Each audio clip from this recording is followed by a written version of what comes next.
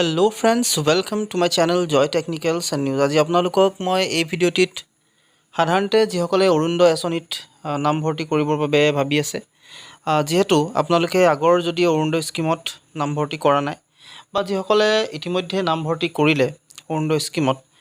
আটাইসকলৰ কাৰণে এই ভিডিঅ'টো ইম্পৰ্টেণ্ট হ'ব আৰু আপোনালোকে চাব পাৰিব আচলতে আপোনালোকৰ যিখন অৰুণোদয় 3.0 অৰ্থাৎ আপোনালোকে জানে যে অৰুণোদয় ষ্টাৰ্টিঙত এটা আহিলে অৰুণোদয় 1.0 আহিলে অৰুণোদয় 2.0 আহিলে অৰ্থাৎ 2 নম্বৰ এপ্লাই আপোনালোকৰ হ'ল এতিয়া 3 নম্বৰ এপ্লাই যিবিলাক আছে সেইবিলাক সাধাৰণতে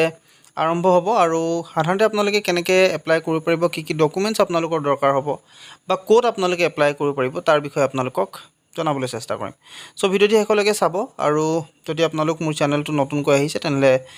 সাবস্ক্ৰাইব কৰি চেনেলটো শ্বেয়াৰ কৰিব নাপাহৰিব সকলোকে প্ৰথমতে অৰুণোদয় যিসকলে এপ্লাই কৰিম বুলি ভাবিছে 3.0 অৰ্থাৎ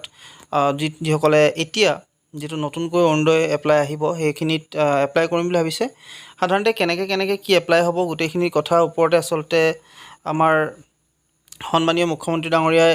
ইতিমধ্যে উল্লেখ কৰিছে গোটেই কথাখিনি গতিকে আমি চাওঁ কি কথা তেওঁ কৈছে আৰু কিহৰ বিষয়ে উল্লেখ কৰিছে কিমান টকাকৈ আপোনালোকক দিব বা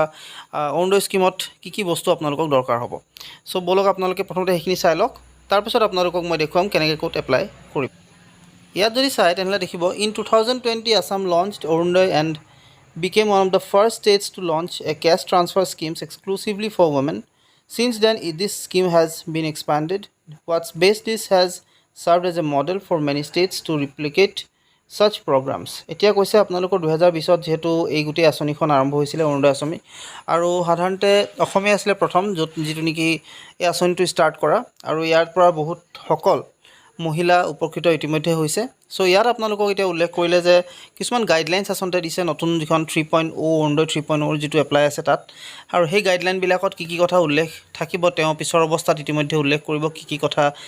থাকিব বা কি আপোনালোকক দৰকাৰ হ'ব সো ইয়াত কিন্তু এটা কথা উল্লেখ কৰিছে where we aim to transfer 1250 into the bank accounts of 37 lakhs women য'ত নেকি তেওঁলোকে এবাৰ পইচা দিয়াৰ কথা কৈছে 1250 টকাকৈ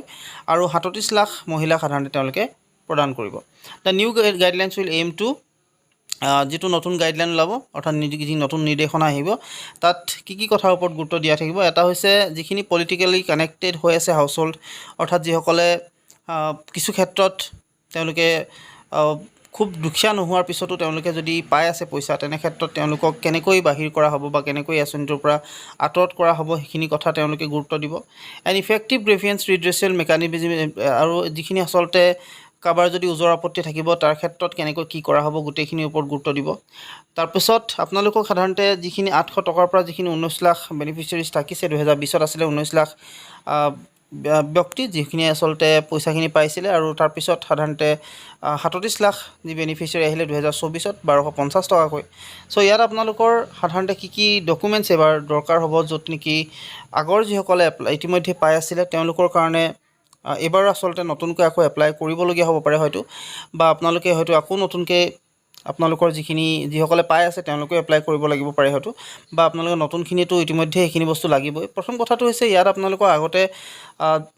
যিখিনি বস্তু লাগিছিলে এবাৰ এটা বস্তু দৰকাৰ হ'ব আপোনালোকৰ আধাৰ কাৰ্ডো লাগিব আৰু লগতে আপোনালোকৰ যিখন ৰাচন কাৰ্ড সেই ৰাচন কাৰ্ডো লাগিব আধাৰ কাৰ্ড ৰাচন কাৰ্ড যেতিয়া আপোনালোকক খুব বেছি ইম্পৰ্টেণ্টলি তেওঁলোকে গুৰুত্ব দিব আৰু যিসকলৰ কেৱল মাত্ৰ এটা আছে ধৰক আধাৰ কাৰ্ড আছে আৰু ৰাচন কাৰ্ড তেওঁলোকৰ নাই তেনে ক্ষেত্ৰত তেওঁলোকৰ প্ৰব্লেম আহিব ৰাচন কাৰ্ড যদি নাথাকে তেতিয়াহ'লে সেই মহিলাগৰাকী বা যিগৰাকী আচলতে আগতে পাই আছিলে তেওঁ তাৰ পৰা আঁতৰাই দিব তেওঁকো আচলতে সেই যিখিনি সুবিধা আছিল সেই সুবিধাৰ পৰা তেওঁলোকে বহিষ্কাৰ হৈ যাব আৰু যদি তেওঁলোকৰ ধৰক ৰাচন কাৰ্ড আছে কিন্তু আধাৰ কাৰ্ড নাই তেনে ক্ষেত্ৰতো তেওঁৰ আচলতে প্ৰব্লেমছ আহি যাব সো সেইবাবে এতিয়া এপ্লাই কৰিবৰ কাৰণে দুইটা বস্তু দৰকাৰী হ'ব আধাৰ কাৰ্ডো লাগিব ৰাচন কাৰ্ডো লাগিব আৰু যদি দুটা থাকে তেতিয়াহ'লে আপোনালোকে এপ্লাই কৰিব পাৰিব আৰু লগতে সাধাৰণতে যেতিয়া সেই বস্তুখিনি এপ্লাই কৰিব আপোনালোকৰ যিখিনি ইনকম ফেমিলি ইনকম সেই ফেমিলি ইনকমটো চাব গোটেইখিনি চোৱাৰ পিছত আপোনালোকক এই গোটেই যিখিনি সুবিধা সেই সুবিধাখিনি প্ৰদান কৰিব 3.0 আপোনালোকে এপ্লাই কৰিব পাৰিব আৰু আপোনালোকে সাধাৰণতে সুবিধাখিনি পাব আৰু যদি আপোনালোকৰ ওচৰত এটাও যদি বস্তু নাথাকে কোনোবা এটা তেতিয়া কিন্তু আপোনালোকৰ কাৰণে দিগদাৰ হ'ব এই গোটেই যিখিনি সুবিধা সেই সুবিধাখিনি পোৱাৰ ক্ষেত্ৰত গতিকে আপোনালোকৰ পিছৰ অৱস্থাত যিখিনি গাইডলাইন সাধাৰণতে দিব বা যিখিনি নিয়ম নীতি আহিব সেইখিনি আমি যেতিয়া পঢ়িম বা যেতিয়া আচলতে আমি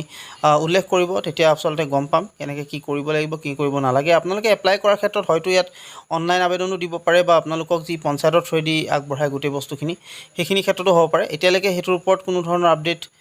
পোৱা নাই, গতিকে আপডেট পালে নিশ্চয় আপোনালোকক মই সেইখিনি কথা উল্লেখ কৰিম কেনেকৈ কি হ'ব কি নহ'ব। কিন্তু আজি যিখিনি কথা ক'ব বিচাৰিছিলোঁ, যিহেতু এটা